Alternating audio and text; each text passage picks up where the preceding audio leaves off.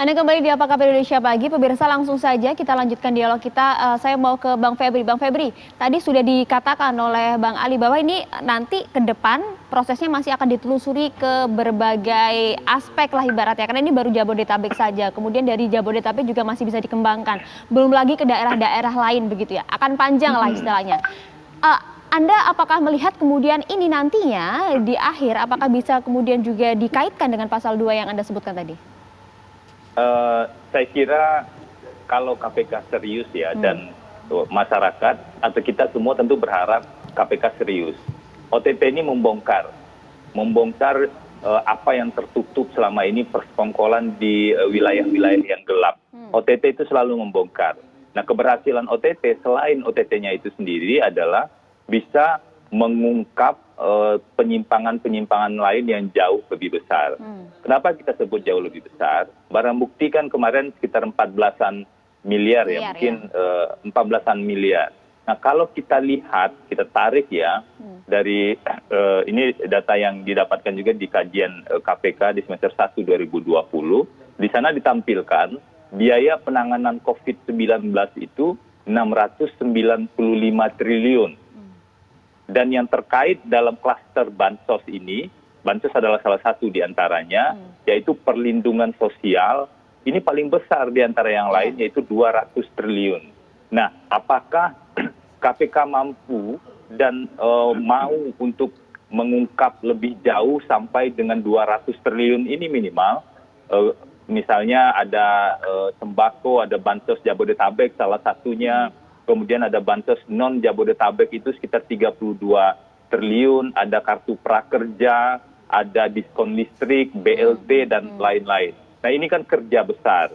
Pendekatannya tentu saja bukan lagi pendekatan, harus dengan pendekatan case building begitu ya, dan juga pendekatan audit investigasi secara menyeluruh. Bang Febri, kita akan langsung tanyakan ke Bang Ali. Bang Ali, kalau tadi perkembangan penyidikan masih akan terus dilakukan, jadi pertanyaannya adalah siapa saja kemudian saksi-saksi yang akan dimintai keterangannya oleh tim penyidik KPK untuk melengkapi berkas perkara dari Menteri Sosial Juliari Batubara, termasuk juga apa yang saat ini tengah didalami oleh KPK, aliran dana kah, atau keterlibatan pihak lain kah, atau seperti apa? Ya, Mbak Vita, tentu terkait dengan ini nanti proses ke depan memang melakukan pemeriksaan sejumlah saksi-saksi ya, itu berdasarkan nanti bagaimana penyidik akan menyusun timeline-nya ya, yang diperlukan saksi-saksi sekiranya siapa yang diduga mengetahui, melihat dan merasakan langsung terkait dengan peristiwa dan konstruksi perkara ini secara utuh sehingga nanti menguatkan pembuktian pasal-pasal yang dipersangkakan terhadap para tersangka yang 5 ini begitu ya. Itu yang pertama, Mas Vita. Kemudian berikutnya ini justru yang terpenting ya, kaitannya dengan tadi bagaimana upaya pencegahan ini, kami tentu mengingatkan para pihak untuk tidak melakukan korupsi sekali lagi, apalagi di situasi pandemik ini ya. Jika kemudian masih ada pihak-pihak mencari celah dengan memanfaatkan situasi dan kesempatan untuk keuntungan pribadi dan kelompoknya, tentu KPK akan melakukan upaya penindakan dan oleh pihak KPK ya. Ya, oleh karena itu tentu berharap bahwa yang kami lakukan ini menjadi peringatan ya, agar tidak lagi pihak memanfaatkan situasi untuk korupsi. Itu yang terpenting. Gitu, Oke, baik. Terima kasih banyak Bang Ali Fikri dan juga tadi ada Bang Febri Diansyah telah bergabung bersama kami. Ya, Apa Kabar Indonesia Pagi sudah diwanti-wanti oleh KPK begitu ya. Nah, kita juga turut ingatkan kepada Bang Ali dan juga Bang Fikri. Terima kasih banyak.